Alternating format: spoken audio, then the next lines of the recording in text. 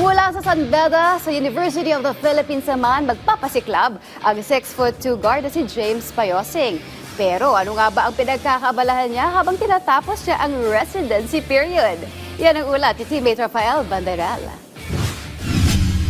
Kabilang si James Payosing sa mga bagong muka na inaasahang magiging malaking bahagi sa pangangalaga ng dinastiyang nakatayo sa Diliman.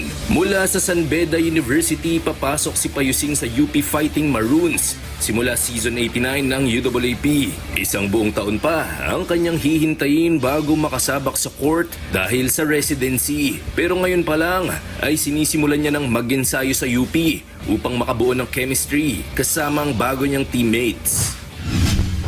From San Beda, excited din ako for next year. But this year, I focus on improvements and to adapt the system kung ano yung tinatakbo ng sa UP for next year. And bibuild namin yung chemistry with residency players.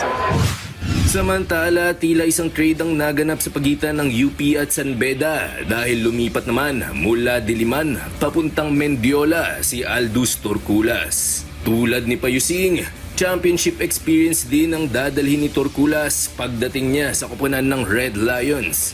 Bilang isang dating bedista, may payo ang tubong Surigao del Sur kay Torculas.